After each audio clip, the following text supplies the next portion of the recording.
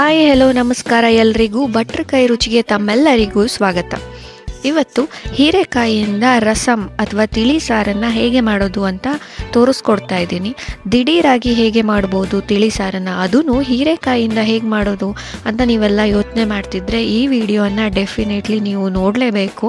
So ಹೇಗೆ ಮಾಡೋದು ಏನು ಮಾಡೋದು ಅಂತ ನೋಡ್ಕೊಬರೋಣ. ಅದಕ್ಕೂ ಮುಂಚೆ ಯಾರ್ಯಾರಿನ್ನೂ ನನ್ನ ಚಾನಲನ್ನು ಸಬ್ಸ್ಕ್ರೈಬ್ ಆಗಿಲ್ವೋ ಇವಾಗೆ ಹೋಗಿ ಸಬ್ಸ್ಕ್ರೈಬ್ ಆಗಿ, ಹಾಗೆಯೇ ವಿಡಿಯೋ ಇಷ್ಟ ಆದರೆ ಲೈಕ್ ಮಾಡೋದನ್ನು ಮಾತ್ರ ಮರಿಬೇಡಿ. ಮೊದಲನೇದಾಗಿ ನಾನೊಂದು ಪಾತ್ರೆಯಲ್ಲಿ ಒಂದು ಸ್ವಲ್ಪ ಎಣ್ಣೆಯನ್ನು ಬಿಸಿ ಮಾಡೋಕ್ಕೆ ಇಟ್ಕೊಂಡಿದ್ದೆ. ಅದಕ್ಕೆ ಇವಾಗ 1 ಸ್ಪೂನಷ್ಟು ಸಾಸಿವೆಯನ್ನು ಹಾಕ್ತಾಯಿದ್ದೀನಿ. ಅದಾದಮೇಲೆ 1 ಸ್ಪೂನಷ್ಟು ಜೀರಿಗೆ,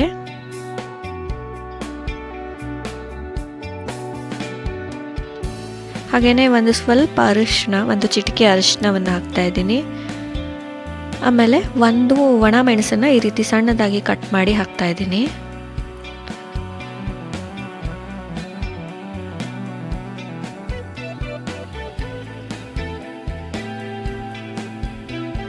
ಹಾಗೆಯೇ ಒಂದು ಸ್ವಲ್ಪ ಕರಿಬೇವಿನ ಸೊಪ್ಪನ್ನು ಹಾಕ್ತಾಯಿದ್ದೀನಿ. ಇದನ್ನು ಇವಾಗ ಚೆನ್ನಾಗಿ ಈ ರೀತಿ ಫ್ರೈ ಮಾಡ್ಕೊಳ್ಳಿ. ಸಾಸಿವೆ ಎಲ್ಲ ಚೆನ್ನಾಗಿ ಸಿಡಿಬೇಕು.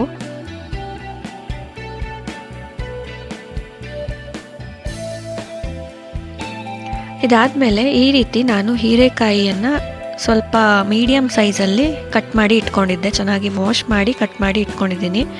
ಇದನ್ನು ಇವಾಗ ಹಾಕೋಬೇಕು. ಇಲ್ಲಿ ನಾನು 2 ರಿಂದ 3 ಹೀರೆಕಾಯನ್ನು ತೊಗೊಂಡಿದ್ದೀನಿ. ಇದನ್ನು ಇವಾಗ ಒಂದ್ಸಲ ಚೆನ್ನಾಗಿ ಮಿಕ್ಸ್ ಮಾಡ್ಕೊಳ್ಳಿ ಒಗ್ಗರಣೆಗೆ. ಈ ಹೀರೆಕಾಯನ್ನು ಒಂದು 5 ನಿಮಿಷಗಳ ಕಾಲ ಚೆನ್ನಾಗಿ ಫ್ರೈ ಮಾಡಬೇಕು.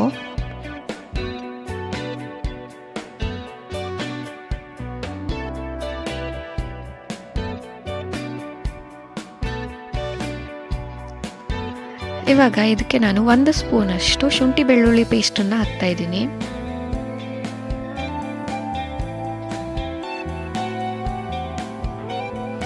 ಅದಾದಮೇಲೆ ಇದಕ್ಕೆ 1 ಕಪ್ಪಷ್ಟು ಮೊಳಕೆ ಬರಿಸಿರುವಂಥ ಹೆಸರು ಕಾಳನ್ನು ಹಾಕ್ತಾಯಿದ್ದೀನಿ.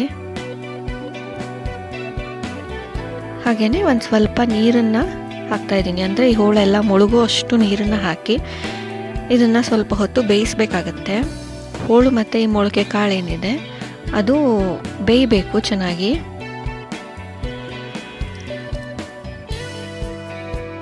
ಇದಕ್ಕೆ ಇವಾಗ ರುಚಿಗೆ ತಕ್ಕಷ್ಟು ಉಪ್ಪನ್ನು ಹಾಕ್ತಾಯಿದ್ದೀನಿ.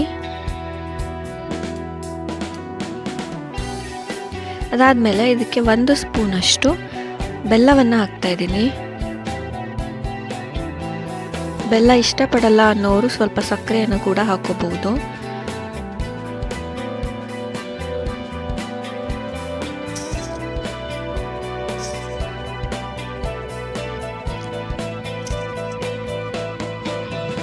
ಇವಾಗ ಇದನ್ನು ಒಂದು ಸ್ವಲ್ಪ ಹೊತ್ತು ಈ ರೀತಿಯಾಗಿ ಮುಚ್ಚಿಟ್ಟು ಇದನ್ನು ಬೇಯಿಸ್ಕೋಬೇಕು.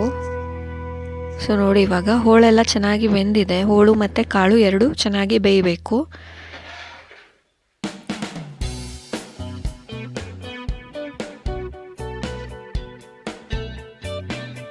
ಇದಕ್ಕೆ ಇವಾಗ ನಾನು ಮೊದಲೇ ಬೇಳೆಯನ್ನು ಬೇಯಿಸಿ ಇಟ್ಕೊಂಡಿದ್ದೆ, ತೊಗರಿ ಬೇಳೆಯನ್ನು ಬೇಯಿಸಿ ಇಟ್ಕೊಂಡಿದ್ದೆ, ಅದನ್ನು ಸ್ವಲ್ಪ ಹಾಕ್ತಾ ಇದ್ದೀನಿ.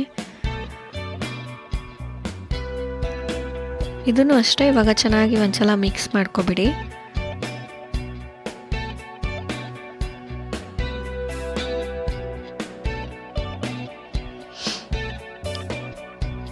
ಆಮೇಲೆ ನಾನಿಲ್ಲಿ ಒಂದು 3 ರಿಂದ 4 ಸ್ಪೂನಷ್ಟು ತಿಳಿ ಸಾರಿನ ಪುಡಿಯನ್ನು ಹಾಕ್ತಾ ಇದ್ದೀನಿ. ರಸಮ್ ಪುಡಿ, ನೀವು ಯಾವುದೇ ಬ್ರ್ಯಾಂಡ್ ರಸಮ್ ಪುಡಿಯನ್ನು ಕೂಡ ಹಾಕೋಬಹುದು, ಅಥವಾ ಮನೇಲಿ ಮಾಡಿರುವಂಥ ರಸಮ್ ಪುಡಿ ಹಾಕ್ಕೊಂಡ್ರೆ ಇನ್ನೂ ಒಳ್ಳೆಯದು. ಇದನ್ನು ಇವಾಗ ಚೆನ್ನಾಗಿ ಒಂದ್ಸಲ ಮಿಕ್ಸ್ ಮಾಡಿಕೊಂಡು ಇದಕ್ಕೆ ಇವಾಗ ನೀವು ಎಷ್ಟು ಬೇಕೋ ಅಷ್ಟು ನೀರನ್ನು ಸೇರಿಸ್ಕೋಬೇಕು. ಅಂದರೆ ಎಷ್ಟು ಕ್ವಾಂಟಿಟಿಲಿ ನೀವು ರಸಮನ್ನು ಮಾಡ್ತಾ ಇದ್ದೀರಾ ಅಂತ ನೋಡಿಕೊಂಡು ಅಷ್ಟು ನೀರನ್ನು ಸೇರಿಸ್ಕೊಳ್ಳಿ. ಇವಾಗ ಲಾಸ್ಟಲ್ಲಿ ಇದಕ್ಕೆ ನಾನು ಕೊತ್ತಂಬರಿ ಸೊಪ್ಪನ್ನು ಈ ರೀತಿ ಕಟ್ ಮಾಡಿ ಹಾಕ್ತಾಯಿದ್ದೀನಿ. ನೀವು ಬೇಕಿದ್ರೆ ಇದಕ್ಕೆ ನಿಂಬೆಹಣ್ಣು ಕೂಡ ಹಿಂಡ್ಕೋಬಹುದು, ಚೆನ್ನಾಗಾಗುತ್ತೆ.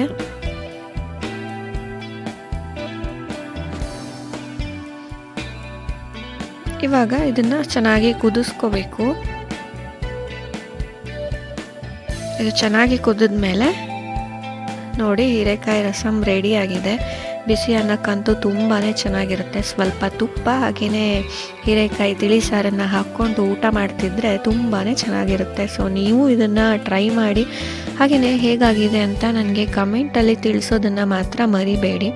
ಇನ್ನೂ ಯಾರ್ಯಾರು ನನ್ನ ಚಾನಲನ್ನು ಸಬ್ಸ್ಕ್ರೈಬ್ ಮಾಡಿಲ್ವೋ ಇವಾಗೇ ಹೋಗಿ ಸಬ್ಸ್ಕ್ರೈಬ್ ಮಾಡ್ಕೊಳ್ಳಿ. ಹಾಗೆಯೇ ವಿಡಿಯೋ ಇಷ್ಟ ಆದರೆ ಲೈಕ್ ಮಾಡಿ, ಶೇರ್ ಮಾಡಿ. Thank you.